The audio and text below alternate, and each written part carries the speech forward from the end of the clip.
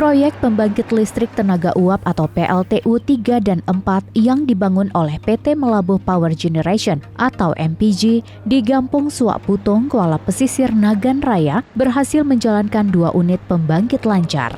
Hal tersebut ditandai dengan keberhasilan kedua unit menyelesaikan tes Net Depend Capacity atau NDC pada Jumat 29 September 2023 lalu.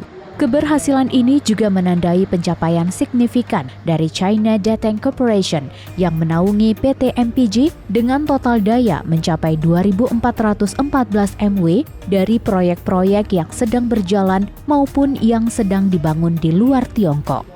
Presiden Direktur PT MPG, Wang Jungfeng mengungkapkan, proyek PLTU 3 dan 4 menjadi yang pertama dalam portofolio perusahaan yang berlokasi di luar Tiongkok dan menjadi satu-satunya proyek pembangkit listrik dengan investasi asing di Provinsi Aceh.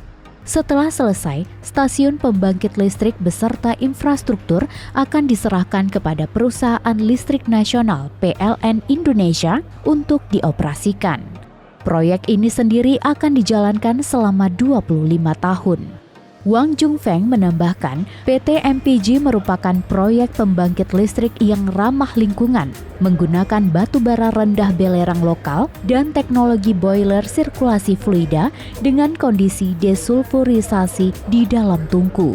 Dikatakan, proyek ini juga memiliki stasiun pengolahan air limbah industri yang memproses limbah industri dan mengembalikannya ke sistem pra-pemprosesan air laut untuk mencapai nol limbah dari limbah industri.